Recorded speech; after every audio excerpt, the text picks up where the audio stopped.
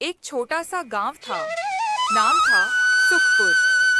वहाँ एक गरीब किसान रहता था, नाम मोहन। मोहन मेहनती था, लेकिन किस्मत उसका साथ नहीं देती थी। हर दिन खेत में काम करता, फिर भी घर में अनाज कम पड़ता। एक दिन वो लकड़ी काटने जंगल गया। वाह, यह तो बहुत सुंदर है। चलो घर ले चलता हूँ। वो घड़ा घर लाया।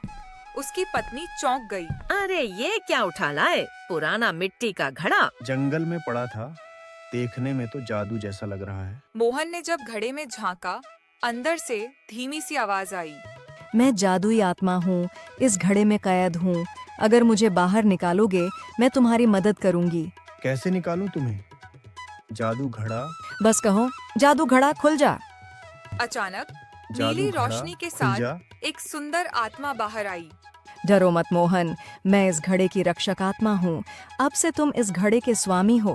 हाँ, लेकिन याद रखना, यह घड़ा तुझे सब कुछ देगा, पर लालच किया तो सजा भी देगा। आत्मा मुस्कुराई और वापस घड़े में चली गई। मोहन ने घड़ा आजमाने का सोचा। जादू घड़ा, एक बोरी अनाज दे। अरे अनाज, ये तो सच में जादू है। धीरे धीरे मोहन का जीवन बदलने लगा। वो गरीब से अमीर हो गया। अगले दिन गांव के कुछ लोग मोहन के घर पहुंचे और बोले, अरे मोहन, अचानक इतना अनाज कहाँ से? भगवान की कृपा है भाई। इतना कहकर वो लोग चले गए। लेकिन एक लालची आदमी था रघु, जो मोहन की खुशहाली से जलता था। जरूर कोई चाल है इसमें, मैं पता लगाऊंगा। अगले दिन रघु ने देखा मोहन घड़े से चीजें निकाल रहा है। आहा, यही है उसका राज। अब ये घड़ा मेरा होगा। अगले दिन वो मोहन के घर पहुंचा और बोला, भाई वो घड़ा उधार दे दो जरा। ठीक है, फिर देख लूंगा। इतना कहकर वो चला गया। रात को रघु चुपके से मोहन के घर में घुस गया और घड़ा चुरा लिया। हाँ, अब मैं बनूंगा सबसे अमीर आदमी। जादू घड़ा, सोना दे। अरे जल्दी कर, सोना दे। घड़े से धुआं उठा और वही आत्मा प्रकट हुई, अब बहुत गुस्से में। तू लालची है, तूने चोरी की है, अब भुगत। मुझे माफ कर दो, मुझसे गलती हो गई। अब तू छोटा बन जाएगा ताकि दूसरों की मेहनत समझ सके। और पल भर में रघु चींटी जितना छोटा हो गया। बचाओ, कोई तो बचाओ। अगले दिन गांव में अफवाह फैल गई। रघु गायब हो गया। कहीं कुछ बुरा तो नहीं हुआ? मोहन रघु ने जंगल जाकर आत्मा को पुकारा। हे जादुई आत्मा, रघु को माफ कर दो, वो मेरा दोस्त है। मोहन, तेरी दया ने मुझे पिघला दिया। जा, तेरा दोस्त वापस बड़ा हो गया। आत्मा ने हाथ हिलाया और रघु फिर से सामान्य हो गया। मुझे माफ कर दो मोहन, मैं लालच में अंधा हो गया था। कोई बात नहीं दोस्त, सच्चा सुख बांटने में है। मोहन रघु घर लौट जाते हैं। मोहन सबकी मदद करने लगा, गरीबों को अनाज, बच्चों को कपड़े। पर वक्त ने एक और इम्तिहान रखा था। आने वाले दिनों में गांव पर सूखा पड़ा। पानी खत्म हो गया, अब क्या करेंगे? तभी वहां मोहन घड़ा लेकर पहुंच गया और बोला,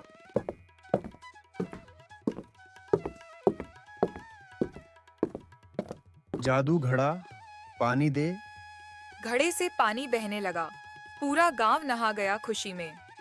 पर तभी आसमान में बिजली गिरी। आत्मा फिर प्रकट हुई। मोहन, तुझे चेतावनी दी थी, घड़े की शक्ति का अति उपयोग मत कर। मैंने तो सिर्फ सबकी मदद की है। अब मैं इसका इस्तेमाल सोच समझ कर करूंगा। संतुलन जरूरी है। हर बार जादू पर निर्भर मत हो, मेहनत भी जरूरी है। मोहन समझ गया। आत्मा मुस्कुराई और चली गई। नेक दिल की कहानी दूर दूर तक फैल गई। यह बात एक दिन पड़ोसी राज्य के राजा के कानों तक पहुंची। क्या जादुई घड़ा जो अनाज, पानी और सोना दे सकता है? मुझे चाहिए वो घड़ा। मैं ही सबसे शक्तिशाली बनूंगा। राजा ने अपने सैनिकों को सैनिक सुखपुर गांव में पहुंचे।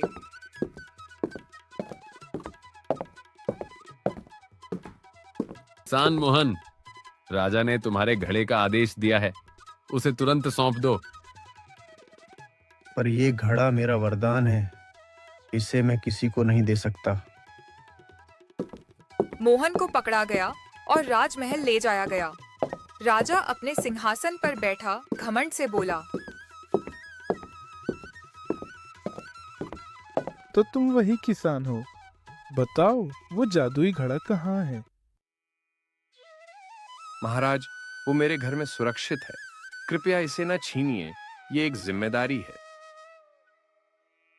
हाँ हाँ, मैं राजा हूँ, सब कुछ मेरा है।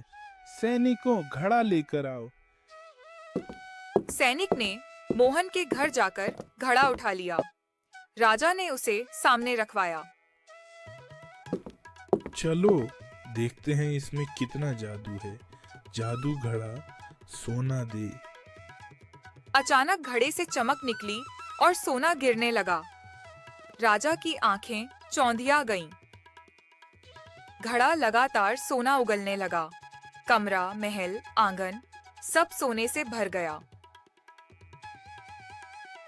नहीं, मुझे और चाहिए।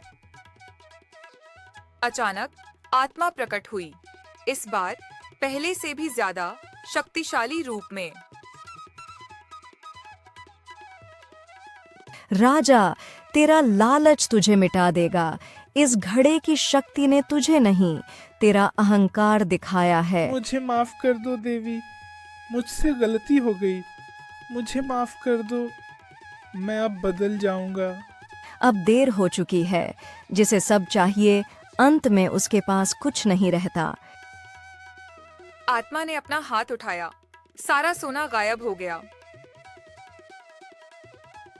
राजा वही जो अपने लोगों को देता है, उनसे छीनता नहीं। सीख ले, सच्ची ताकत बांटने में है। राजा जमीन पर गिर पड़ा, आंखों से आंसू बहने लगे। मुझे माफ कर दो, महाराज, मैं अब बदल जो अपनी जाऊंगा। गलती मान लेता है वही सच्चा इंसान है। आत्मा मुस्कुराई, उसने घड़ा मोहन को वापस दिया। मोहन, अब यह घड़ा तुम्हारा नहीं, तुम्हारे दिल में रहेगा। इसका जादू सिर्फ नेक इरादों में रहेगा। मोहन, अब मैं सबके लिए काम करूंगा। तुम मेरे राज्य के सलाहकार बनो। महाराज, मैं बस किसान हूँ, पर मैं सबकी मदद जरूर करूँगा। राजा ने अपने महल के दरवाजे सबके लिए खोल दिए। गरीबों को भोजन, बच्चों को शिक्षा मिली। मोहन ने अपने गांव में एक स्कूल खोला, वहां बच्चों को सिखाया।